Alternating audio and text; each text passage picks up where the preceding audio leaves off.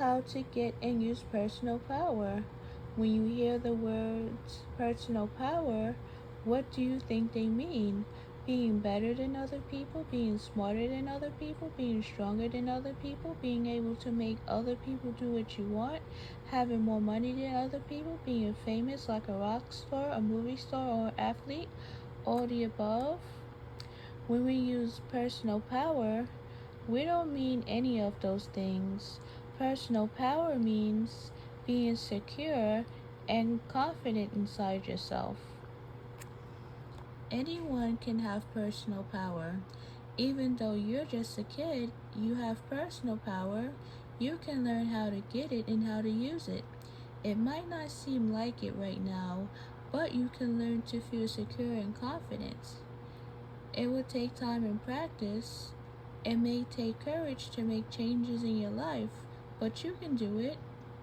Personal powers has 4 parts. They are: be responsible, make choices, get to know yourself, get and use power in your relationship and in your life. Be responsible. Fact, you are responsible for the kind of person you are and for the way you live your life. Maybe it doesn't seem that way to you. How can you be responsible if adults are always telling you what to do? A lot of kids wonder about this. They confuse being responsible with being in charge or being the boss of other people and things. Sarah's babysitting her little brother Jacob while their dad is visiting friends. Jacob wants to watch his favorite TV show. Sarah wants to watch her favorite TV show. Sarah tells Jacob, "Dad said I was responsible. You have to do what I say." Sarah is using being responsible as an excuse to get her own way. That's not what it means. And there's something else it doesn't mean: having control over everything that happened to you. There are many things in your life you can't control. There are many things in your life that you can't control, like the weather, where your family lives, what school you go to, how much homework your teacher gives you, whether someone decides to be your friend, and how other people act or feel. Fact, you are responsible only for your own behavior and your own feelings. Be responsible for your behavior. Brandon and Jamel are playing a car racing video game. Jamie keeps winning and Jamel keeps winning, and Brandon doesn't like that. It's his game, and he should be winning. Suddenly, Brandon grabs Jamel's controller and crashes Jamel's car on purpose. "Hey," Jamel says, "what you do that for?" "You're not supposed to win every game," Brandon answers. "You made me do it." Sophia is going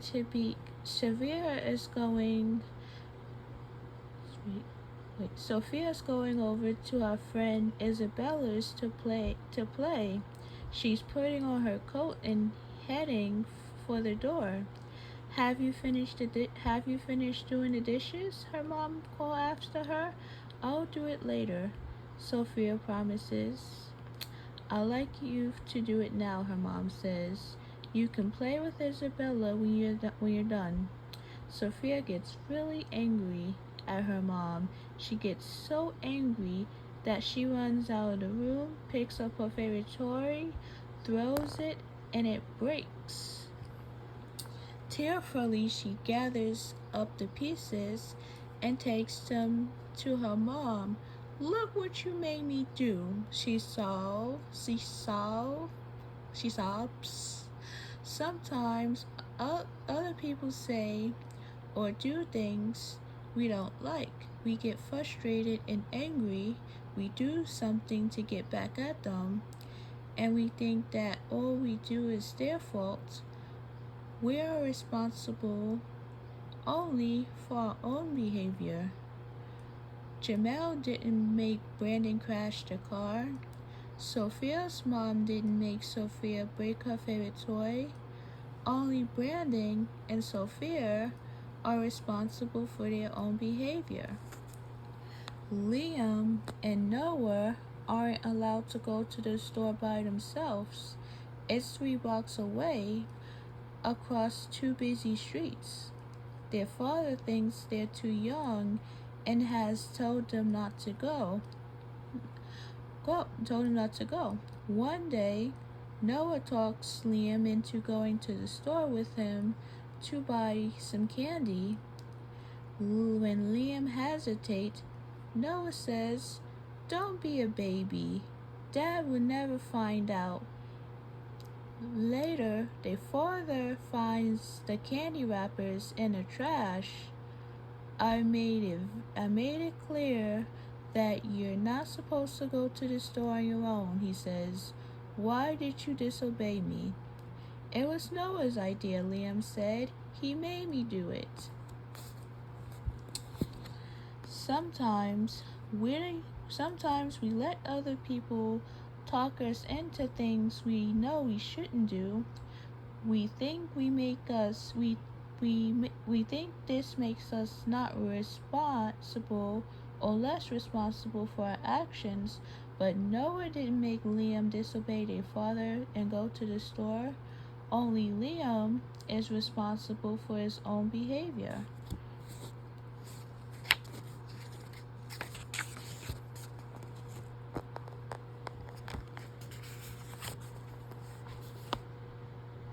Mo. Olivia shouts. Olivia shouts, "Emma ate the last taco." That was supposed to be Olivia's. Their mom scolds Emma. "I bought 3 tacos for each of you, like Ori's." "But I didn't mean to eat it," Emma answers. Sometimes we do things just because we feel like it. We don't think about what might happen next or how our actions will affect other people. But saying we didn't mean to doesn't undo what we did. Emma is always responsible for her own behavior. Kids aren't the only ones who get mixed up about this. There are plenty of adults who don't take responsibility for their behavior. Maybe you've heard some adults say things like, "I'm sorry I yelled at you, but you make me so angry that I couldn't help myself." Or, "I'm in a bad mood," and it's your fault for arguing with me. "Oh, I didn't mean to miss your softball game. I had to go to a meeting after work." Adults may use different words than kids, but what they're saying is the same. "I'm not responsible for my own behavior." Now you know this isn't true. So next time an adult says, "You made me do it," you can think, "I didn't make you do anything. I'm responsible for my own behavior." This is a way to stick up for yourself. So important. Don't say this out loud to an adult. Just think it to yourself. Saying it will probably get you into trouble. Plus, it's rude. It's enough to know inside yourself that you didn't make the adult behave in a certain way. If you want, you can walk into things, calm down, and then ask the adult if you can talk about what happened. Do this if you feel safe, and if you think talking will help, working together on a plan for the future. When we really know that only we are responsible for our own behavior, we can start making some important choices for ourselves. We can choose to tell the truth and not lie, exaggerate, make things up, or make excuses. We choose to be trustworthy and reliable. We can choose to keep our hands to ourselves, and even when we get mad and feel like hitting someone, we can choose to do our schoolwork and our chores without being reprimanded or nagged. Being responsible usually make good things happen at home and in school. The more responsible we are, the more people trust us, and the freedom and privileges we are likely to get. But this isn't the main reason to start being responsible. The main reason is because the best thing to do for you. Being responsible helps you feel secure and confident inside yourself. It gives you a feeling of personal power. Here's something else you should know. Being responsible isn't the same as being perfect. You still make mistakes, just like all of us. You'll sometimes do things you're not supposed to do. Nobody's perfect. The point is, when you do goof up, you readily accept responsibility. You admit what you did and apologize. If you break something, you offer to fix it or replace it. If you take something that doesn't belong to you, you give it back. You do what you can to make things right. If it's nothing you do seems to help, you move on. Be responsible for your feelings. Someone else can't make you grab another person's video game controller, break your favorite toy, or disobey your parents. In the same way, no one can make you feel happy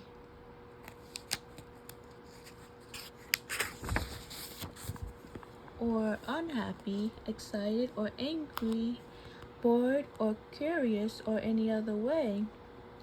You are responsible for your own feelings, but sometimes other people say or do things that can act as triggers for your feelings.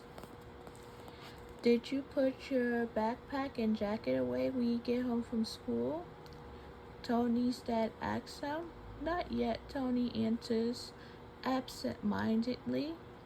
He's busy drawing a new character from his comic book. Tony wants a comic book artist when he grows up, and he loves to draw. You never do it when you're supposed to, his dad yells. I want you to put your things away right now. Suddenly, Tony feels hurt and angry. Why does his dad have to yell? It seems like he always yells. He always accusing Tony of not doing his chores on time. His dad's words and yelling triggers Tony's hurt, angry feelings wake up those emotions inside Tony. You know when when you have a child that's sitting here drawing a picture and a parent is yelling at you for something that you didn't do, or it triggers you and it hurts you, and it's like it hurts.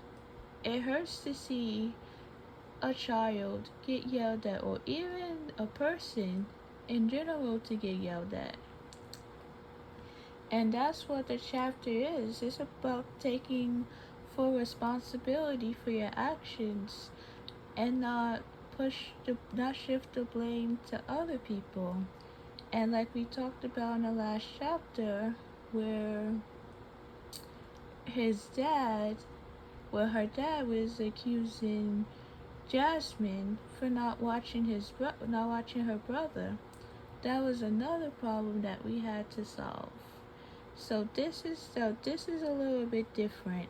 He was drawing in a picture, and now his dad was yelling at him. First he His dad was asking him if he put away his stuff, and then he was too busy drawing, and now he's yelling at him for not listening or doing what he's asking him to do, which is sad. That's sad. So maybe if he put his stuff away first, then he can draw. So that could be a solution. That could be it. Maybe Tony often does need reminders to do his chores. Maybe he's in the habit of doing other things first or instead, like drawing. So when he says "not yet," this triggers frustrated, angry feelings in his dad. The good news: we can learn not to let triggers control our actions. We can decide for ourselves how to feel. Make choices. Fact. Because you are responsible for your own behavior and feelings, you can make choices about them. You can choose how to act. You can choose not to grab a friend's video game controller or break a toy or disobey a parent. Even if you feel like doing these things, even if the feeling seems overpowering or irresistible. Many times our actions are tied to our feelings. We hit someone because we feel angry. We yell at someone because we feel frustrated. We cry because we feel sad. You can choose how angry, frustrated, or sad to feel. You can choose how angry, frustrated, or sad to feel. You can even choose to have different, more positive feeling. Maria studied hard for the math test and taking it up. Maria studied hard for her math test, and after taking it, she felt sure she had done well. But when the teacher returned the test, Maria saw that she had gotten 6 problems wrong. Her teacher had made a note in big red letters saying, "You can do better." Saying, "You can do better." Maria has choices about how to feel. She can feel angry at her teacher for not seeing how hard she studied. She can feel angry at herself for not doing better on the test. She can think, if I were smarter, I wouldn't get so many wrong. I must be pretty stupid. Or she can tell herself, I did the best I could on this test. And what I did is good enough. I'll get help before the next test and try to do better. Daniel comes home from school, excited to tell his mom about his day. His team won at volleyball. He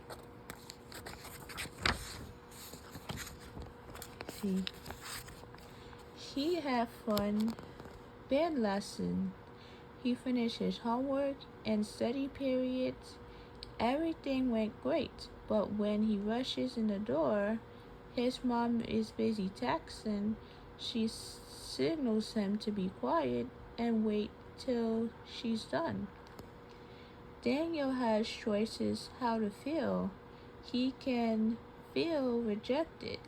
He can think the person she's texting must be more important than I am.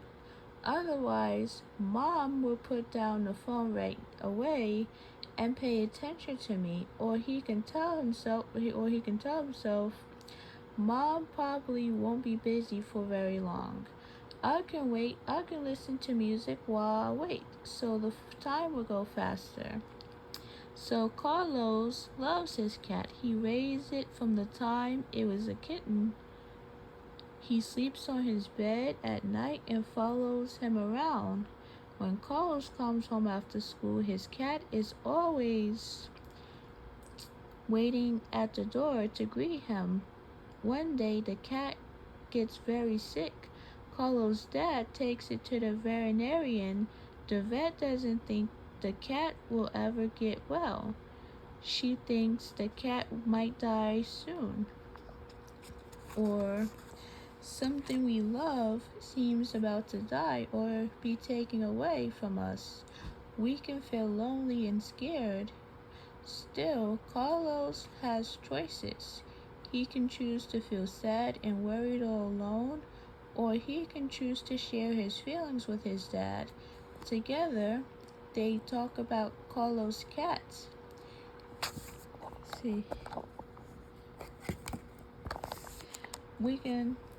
they all talk about Carlos's cats and how much it means to him. This might not make Carlos feel happy, but he'll probably feel a little less sad and worried. It helps to have someone we can talk to during hard times, someone who will listen to us and understand our feelings. Then we feel less alone. You can choose how to handle what hands you. You can choose how you will face problem. Well, you can choose how you will face life's problems. You can choose how to live with the things you can't change or can't control. This might sound like a big job for a kid, but we believe that everyone can learn to do it, and that includes you. Get personal. So write about a situation you're having trouble with at school, might be with a teacher or with a classmate. Describe the situation fully, then identify 3 different choices for how to handle it. Write about them too. Which choice do you think is most likely to help? Which do you think is most likely to help resolve the situation and why? Well, you don't have to do this part because you can leave that in the comment section. Expectations and reality. As an important part of learning, to make choices is learning. Important part of learning to make choices is learning to make good choices. This starts with trying to predict what you expect will happen because of your choice, then deciding if your expectations are realistic. In other words, what do you want to happen because of your choice? What are the chances that what you want to happen will happen? If the chances are good, your choice is realistic. If the chances are terrible, your choice is not realistic.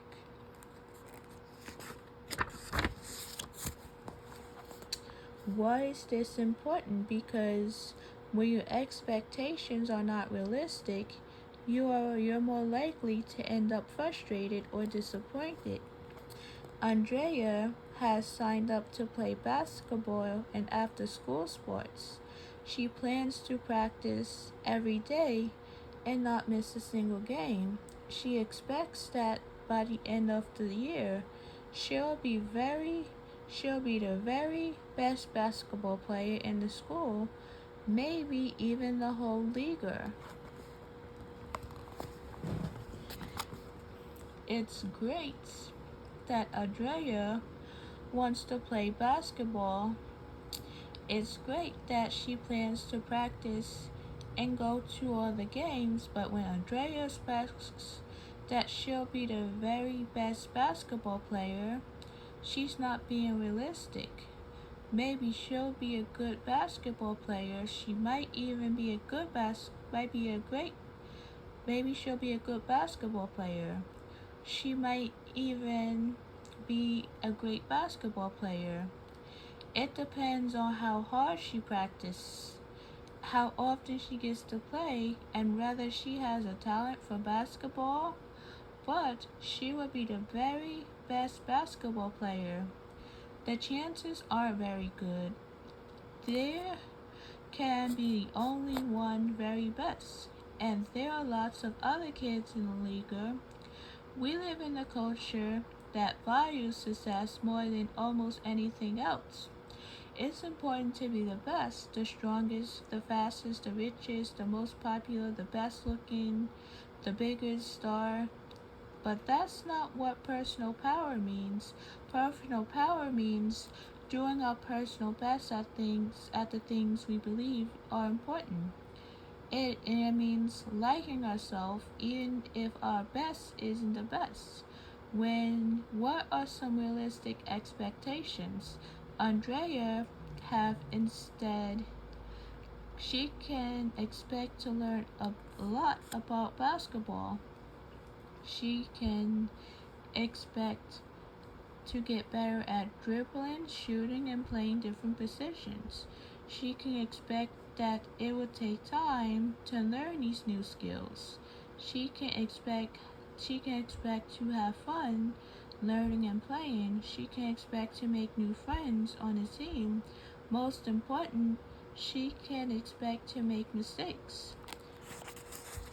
So instead of thinking she has to be perfect, there are realistic expectations. It's important to learn to predict the consequences of your many choices as accurately as you can. This will enable you to clearly see ahead of time what will likely follow from the choices you make. Remember, choices always have consequences. When you can truly see your choices, when you can predict and consider their consequences, and when you're able to hold on to realistic expectations while letting go of unrealistic ones, then your expectations match reality more closely. This will help you feel stronger and more powerful on the inside. Get personal. Write about 3 different situations you face, one at home, one in school, one with a friend. Write about your expectation in each case. Ask yourself, what do I expect from this situation or this person? How realistic are my expectations? Do they match what is likely to happen in reality? If not, how can I adjust my expectations? That part, just ignore that part. Just listen to the story. Or you can leave that in the comment section. Kai's family has just moved to a new town, and this is Kai's first day at his new school. At first, he feels obnoxious and afraid. What if the other kids don't like him? What if he gets lost or does something embarrassing? What if he doesn't fit in? By the end of the day, Kai feels much better. Another boy, Anthony, has been nice to him all day. Anthony showed him where the lunchroom was and where to buy milk.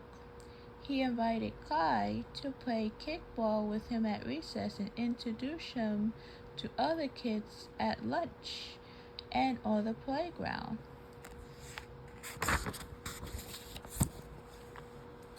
That night, Kai tells his family about his day. I like my new school a lot, he says. A boy named Anthony was really nice to me. I think he's going to be my best friend. It's great that Kai feels excited about his new school. It's great that he wants to be friends with Anthony, but when Kai expects Anthony to be his best friend, he's not being realistic. Maybe Anthony already has a best friend. Maybe Anthony was nice to Kai because the teacher told him to be. Maybe Kai and Anthony don't have that much in common after all. Or maybe they do. Or they will become good friends. Who knows? Right now it's too soon to decide. Almost everyone had a good time being realistic about relationships. This includes adults. We expect other people to care about us because we care about them. We forget that we can't control how they behave and how they feel. What are some realistic expectations Kai can have instead? If he's a friendly person, he can expect to make friends at his new school. He can expect that it will take time to decide which kids he likes and respects. He can expect that it will take time for them to decide how much they feel about him. Some might want to be some might want to be friends with him, even best friends. These are all realistic expectations. So, chapter 3 will do. Yeah, we'll do it the next day, but so chapter 2 is basically.